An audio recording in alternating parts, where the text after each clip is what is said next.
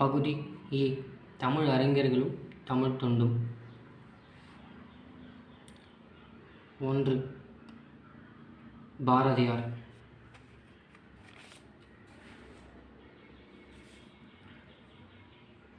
பாரதியார் 1882 பிறந்து 1921 மறைந்தார்.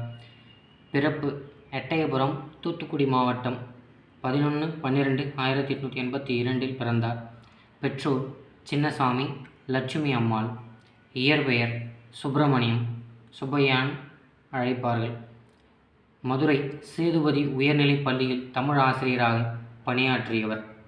இது ஒரு ப்ரீவியஸ் இயர் கொஸ்டின். எந்த பள்ளின்னு கேட்பாங்க. மதுரை சேதுபதி உயர்நிலைப் பள்ளி.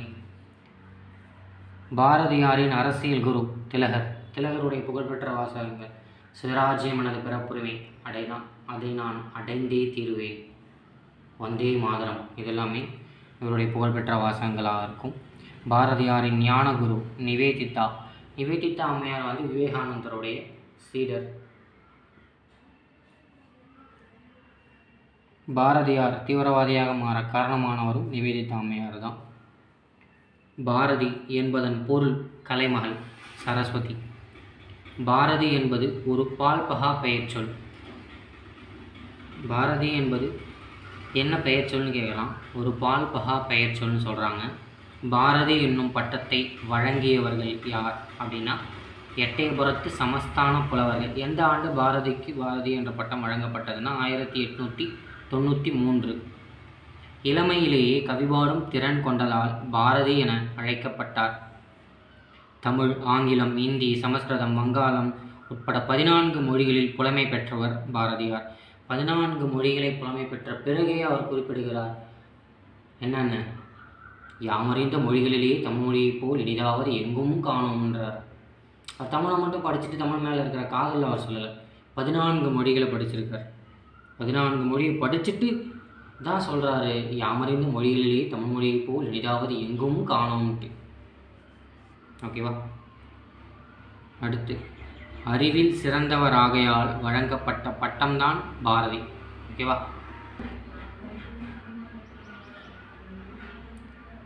ஞானத்தில் உயர்ந்த துறவியாதலால் வழங்கப்பட்ட பட்டமே சரஸ்வதி. ரெண்டுத்தையுமே பாரதியார் பெற்றிருக்கார். பாரதிக்கு மகாகவி மற்றும் தேசிய கவி என்னும் பட்டத்தை வழங்கியவர் வா. ராமசுவாமி ஐயர். பாரதியாருடைய இதழ்களில் துணை ஆசிரியராக இருந்திருப்பார் வா. ராமசாமி ஐயர். பாரதியாரின் பாடல்களை முதலாக வெளியிட்டவர் யாருன்னா கிருஷ்ணசுவாமி ஐயர். பாரதியார் ஐயாவுடைய பாடல்களை முதல்ல வெளியிட்டவர், மக்கள்கிட்ட கொண்டு போய் சேர்த்தவர்னா நெல்லையப்பர் தான். வெளியிட்டவர் கிருஷ்ணசாமி ஐயர். பாரதியாரின் பாடல்களை முதலில் மக்களிடம் கொண்டு சேர்த்தவர் பரணிசு நெல்லையப்பர். பாரதியாரால் தம்பி என்று அன்புடன் அழைக்கப்பட்டவர் பரணிசு நெல்லையப்பர். பாரதியாரை அவதார புருஷன் என்று அழைத்தவர் பரணிசு நெல்லையப்பர். பாரதியை பாட்டுக்குரு புலவன் என்று அழைத்தவர் கவிமணி. பாட்டுக்குரு புலவன் பாரதியடா, அவன் பாடலை பண்ணோடு ஒருவன் பாடி போனானடா, கேட்டு கிருகிருத்து போனேனடா அப்படின்னு சொல்லிட்டு நம்ம கவிமணி பாரதியாரை புகழ்ந்து சொல்லியிருப்பார். ஓகேவா? பாரதியாரின் இதழ் பணிகள். உதவி ஆசிரியராக எதில் பணியாற்றிருக்காரு? சுதேசமித்திரனில் பணியாற்றிருக்காரு. சுதேசமித்திரன் யாருடையது? ஜி. சுப்பிரமணிய ஐயருடையது. ஓகேவா? 1904 உதவி ஆசிரியராக சேர்ந்திருப்பார். அடுத்த ஆசிரியராக தமிழ் இதழில் எந்தெந்த இதழில் வேலை செஞ்சார்னா இந்தியா, விஜயா, சூரியோதயம், தர்மம். 1907 இந்தியா, சூரியோதயம் 1908. ஆங்கில இதழ்கள் பார்த்தீங்கன்னா கர்மயோகி, பாலபாரதம். பாலபாரதி அது வாவேசு ஐயருடையது. அது கொஞ்சம் தெளிவாக படிச்சுக்கோங்க. பாலபாரதம்னா தான் பாரதியார், பாலபாரதினா வாவேசு ஐயர். ஓகேவா? இது 1908. சூரியோதயம் பாலபாரதமும் 1908 வந்திருக்கு. பாரதியார் தொடங்கிய முதல் இதழ் எதுன்னு கேட்டிங்கன்னா சக்கரவர்தினி 1905. சக்கரவர்தினி பெண்களுக்காக பாரதியார் உருவாக்கிய இதழ். சக்கரவர்தினி இதழில் பெண்களுக்காக குரல் வெண்பா எழுதினார். ஓகேவா? பாரதி எந்த இதழில் பெண்களுக்கான குரல் வெண்பா எழுதினார் அப்படின்றது ப்ரீவியஸ் இயர் கொஸ்டின். 1905 பனாரஸ் அல்லது காசி அல்லது வாரணாசி. ஒரே இடம் தான், இதை 3ஆக நம்ம அழைக்கிறோம். ஓகேவா? பனாரஸ் அல்லது காசி அல்லது வாரணாசி ஐஎன்சி மாநாட்டில் முதலாக கலந்து கொள்கிறார். ஐஎன்சி இந்திய தேசிய காங்கிரஸ் மாநாட்டில் முதல்ல பாரதி 1905 வாரணாசி மாநாட்டில் தான் கலந்துக்கிறாரு. 1905 வங்கப்பிரிவினை கர்சன் பிரபுவால் அறிவிக்கப்பட்டது. ஓகேவா? ஐஎன்சியில் நம்ம இந்திய தேசிய இயக்கம் படிக்கும்போது படிப்போம். சென்னை ஜனசங்கம் என்ற அமைப்பை தொடங்கியவர் பாரதி தான். இது ஒரு முக்கியமான கொஸ்டின். 1908 நம்ம சூரியோதயம் பாலபாரதம் உருவான ஆண்டு.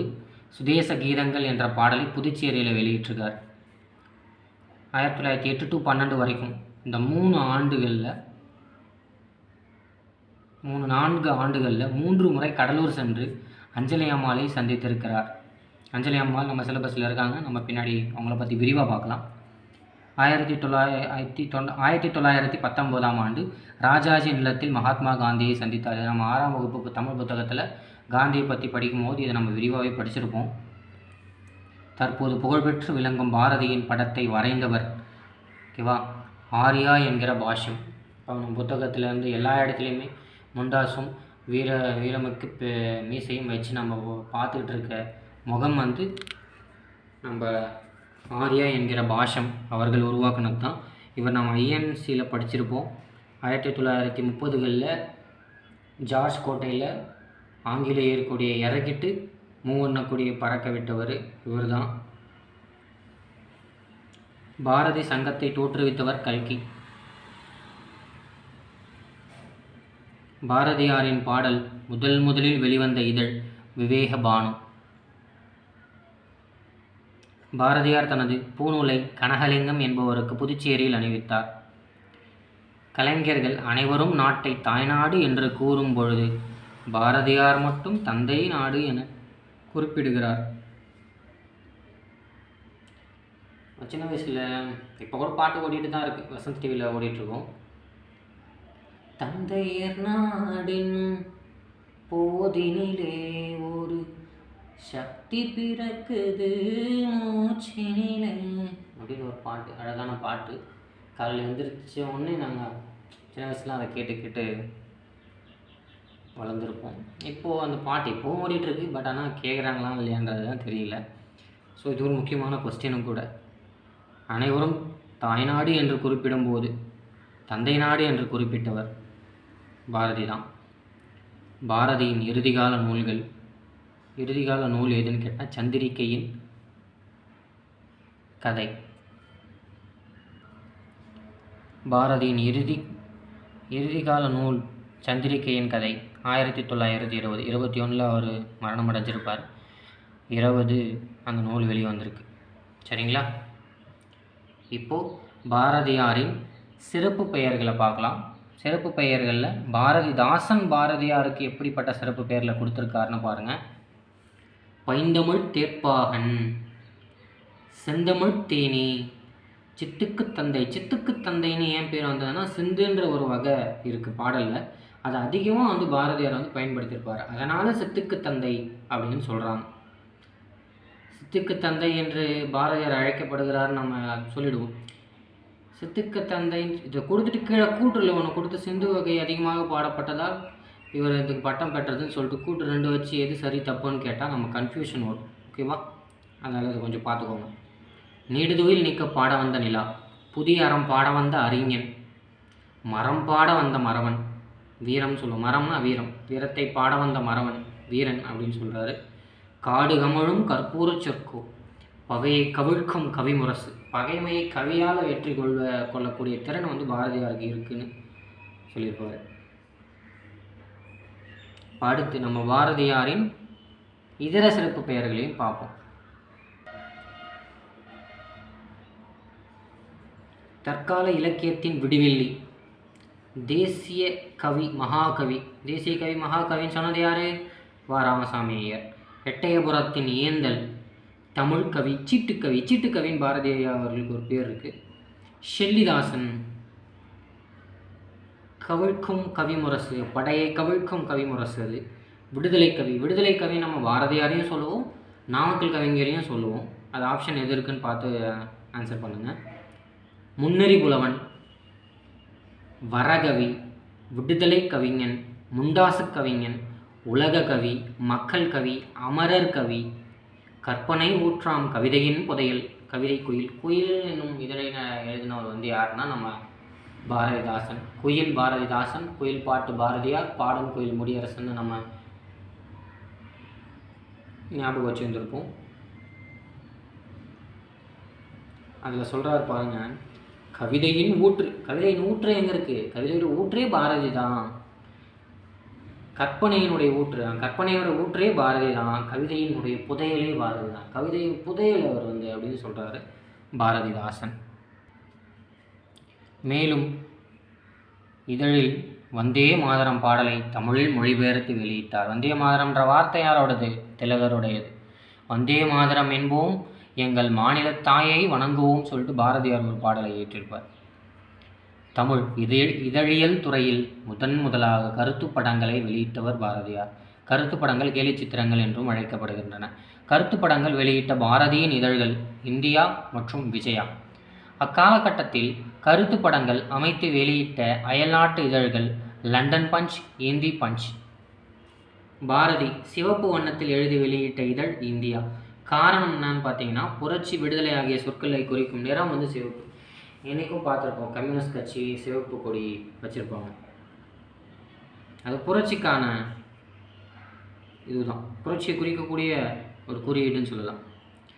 தமிழில் சித்ராவளி என்ற பெயரில் கருத்து படங்களை கொண்ட இதழை நடத்த பாரதியார் விரும்பினார்.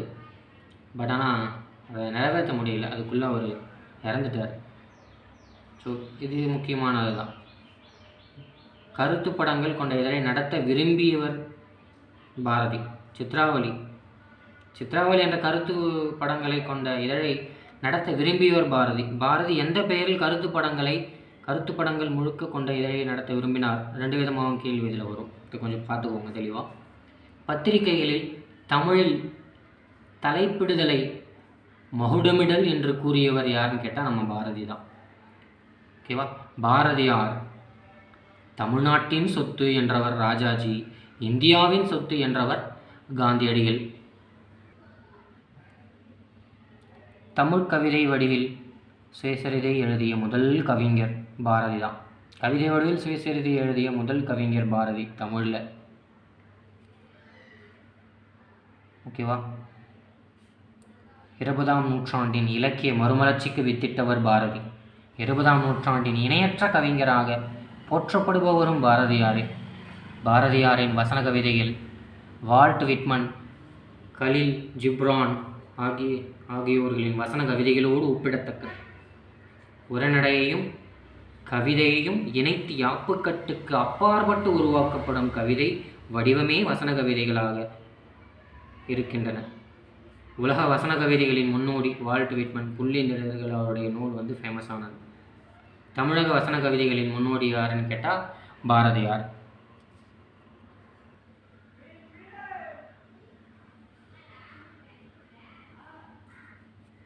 பாரதியாரின் முதல் வசன கவிதை காற்று. நம்ம 10ஆம் வகுப்பு புத்தகத்தில் காற்றே வா அப்படின்னு ஒரு பாடல் இருக்கும், ரொம்ப அழகாக இருக்கும். அந்த பாட்டு வந்து அதுதான் முதல் வசன கவிதை பாரதியாருடையது. இந்த வசன கவிதைகளே பின்னாட்களில் புது கவிதைகள் என மாறியது. எனவே பாரதியார் தமிழ் புது கவிதைகளின் முன்னோடி என்றும் புது கவிதையின் தந்தை என்றும் அழைக்கப்படுறார். ஓகேவா? புது கவிதையின் தந்தை பாரதியார் ஆப்ஷனில் இல்லைன்னா நான் பிச்சைமூர்த்தியை போடணும். ஓகேவா? ஆப்ஷனை பார்த்துக்கோங்க.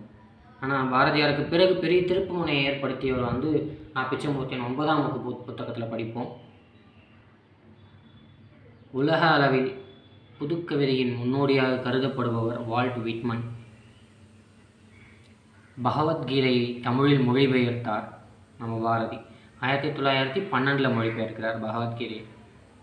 தாகூர் 11 சிறுகதைகளை தமிழில் மொழிபெயர்த்தார். தாகூர் குருதேவ் என்று அவர் சிஷ்யர்களால் அன்புடன் அழைக்கப்படுவார் தாகூர். 2024 கூட தாகூரை பற்றி ஒரு கேள்வி இருந்தது. ரவீந்திரநாத் தாகூர் ரக்ஷாபந்தன் மகப்பிரிவின் போது ரக்ஷாபந்தனை அப்படின்னு சொல்லிட்டு கொண்டாட யார் சொன்னார்ன்ற கேள்வி குரூப் 2ல் கேட்டிருந்தோம். குரூப் 4ல் இந்த வாட்டி கேட்டிருந்தோம்.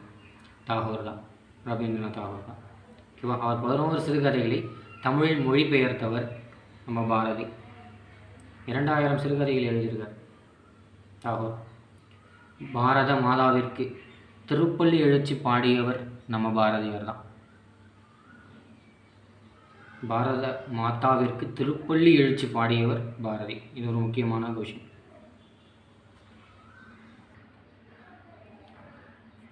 பாரதியார் ஐயாவுடைய புனைப்பெயர்கள் பாருங்கள், நிறைய புனைப்பெயர்கள் இருக்குது, தெரிஞ்சு வச்சுக்கோங்க. எதுக்கும் காளிதாசன், சாவித்ரி, வேந்தாந்தி, நித்திய தீரர், சக்திதாசன், உத்தம தேசாபிமானி. பாரதியாரின் படைப்புகள்: கண்ணன் பாட்டு, கண்ணன் பாட்டு, குயில் பாட்டு, பாஞ்சாலி சபதம், பாப்பா பாட்டு, புதிய ஆத்திச்சூடி, காட்சி, விநாயகர் நான்மணி மாலை. ஓகேவா? முப்பெரும் படைப்புகள்னால் கண்ணன் பாட்டு, குயில் பாட்டு, பாப்பா பாட்டு. பாஞ்சாலி சபதம் அவரோட குறுங்காப்பியமாக அழைக்கப்படுது. 1912 வெளியிட்டார். பகவத்கீதையும் 1912 தான் மொழிபெயர்த்திருப்பார். பாஞ்சாலி சபதம் 412 பாடல்கள். இதை பற்றி நம்ம 9ஆம் வகுப்பு பழைய புத்தகத்துலையும் படிப்போம், நம்ம சிலபஸ்லேயும் இருக்குது, நம்ம பின்னாடி படிப்போம். புதிய ஆத்திச்சூடி, ஆத்திச்சூடி ஔவையார், புதிய ஆத்திச்சூடி பாரதியார், அறிவியல் ஆத்திச்சூடி நெல்லை சு முத்து. ஓகேவா? இதை ஒரு ஆர்டராக ஞாபகம் வச்சுக்கோங்க. காட்சின்ற ஒரு படைப்பு இருக்குது. விநாயகர் நான்மணி மாலைன்னு ஒரு படைப்பு இருக்குது. ஓகேவா?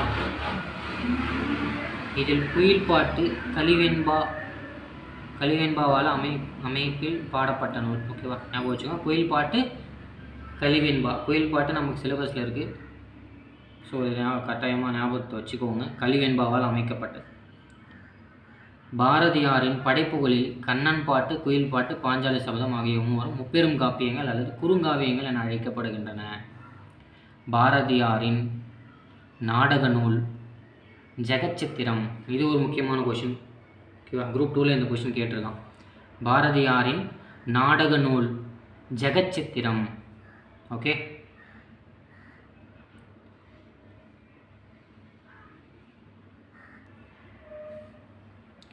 உரைநடை என்பது எப்படி அமைய வேண்டும் என்பதை கூடியவரை பேசுவது போலவே எழுதுவதுதான் உத்தமம் என்கிறார் பாரதியார். சரியா? எப்படி பேசுகிறோமோ, எப்படி பேசுவது போலவே எழுதுவது உத்தமங்கிறார் உரைநடையை பொறுத்த வரைக்கும். செய்யுள், நம்ம செய்யுள் படித்தா நமக்கு ஈஸியாக புரியுமா? அது தெரிய சொல் மாதிரி. ஓகேவா? நமக்கு உரைநடை இயற்சொல் மாதிரி. ஓகேவா? எப்படி பேசணுமோ அப்படியே எழுதிடுங்க, அதுதான் உரைநடை அப்படின்றார். சொன்னது யார்? நம்ம பாரதியார். அவருடைய உரைநடை நூல்கள் என்னன்னு பார்ப்போம். ஞானரதம். முதல் உரைநடை ஞானரதம் தான். கலைகள் தராசு. தராசும் சந்திரிகையின் கதையும் நம்ம படிச்சிருப்போம். ஆனால் ஞானரதம், மாதர், கலைகள். ஞானரதம் கூட படிச்சிருப்போம், ஆனால் கலைகள், மாதர் புதுசு. அதை கொஞ்சம் நல்லா பார்த்துக்கோங்க. தமிழில் முதல் உரைநடை காவியம்னா அது ஞானரதம் தான். அடுத்து சிறுகதைகள். திண்டிம சாஸ்திரி, 6ல் ஒரு பங்கு, 6ல் ஒரு பங்கு. ஓகேவா? ஸ்வர்ணகுமாரி, சின்ன சங்கரன் கதை, பூலோக ரம்பை, நவதந்திர கதைகள், கதைக்கொத்து. ஓகேவா? இன்னொரு வாட்டி சொல்லிடுறேன். திண்டிம சாஸ்திரி 6ல் ஒரு பங்கு ஸ்வர்ணகுமாரிக்கு கொடுக்குறேன்னு சொல்லி ஏமாற்றிட்டாங்க. அதுவே சின்ன சங்கரன் கதையாக வந்துச்சு. பூலோக ரம்பை என்னும் பெண்ணிடம் நவதந்திர கதைகளை சொல்லியதன் விளைவே 6ல் ஒரு பங்கு கொடுக்கப்பட்டது. இந்த மாதிரி ஏதாச்சும் ஒரு ஷார்ட்கட் போட்டு ஞாபகம் வச்சுக்கோங்க.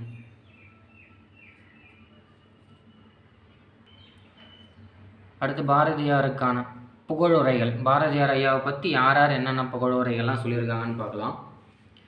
தமிழுக்கு தொண்டு செய்வோன் சாவதில்லை, தமிழ்த்தொண்டன் பாரதிதான் செத்ததுண்டோ அப்படிங்கிறார் பாரதிதாசன். தமிழுக்கு தொண்டு செய்வோம்னா சாக மாட்டோம்பா. ஏன்னு கேட்குறியா? தமிழ்த்தொண்டன் பாரதிதான் செத்ததுண்டோ அப்படின்னு கேட்குறாரு பாரதிதாசன். தமிழால் பாரதி தகுதி பெற்றதும் தமிழ் பாரதியால் தகுதி பெற்றதும்னாரு பாரதிதாசன். ஓகேவா? எவ்வளோ அழகாக சொல்கிறார் பாருங்க. தமிழால் பாரதி, ஓகேவா, தமிழால் பாரதி தகுதி பெற்றான், தமிழ் பாரதியாரால் தகுதி பெற்றது அப்படிங்கிறார். எந்த அளவுக்கு பாரதியை தூக்கி வச்சு பேசுகிறார் பாருங்கள். அது உயர்வு இல்லை, அது உண்மைதான். பாரதியை நினைத்தால் சுதந்திரத்தின் ஆவேசம் சுருக்கென்று ஏறும், இந்தியன் நான் என்றும் நல் இருமாப்பு உண்டாகும்னாரு நாமக்கல் கவிஞர் ராமலிங்கனார். இவர் தான் முதல் அரசவை கவிஞர். அவரை பற்றி நம்ம பார்ப்போம், சிலபஸில் இருக்கார்.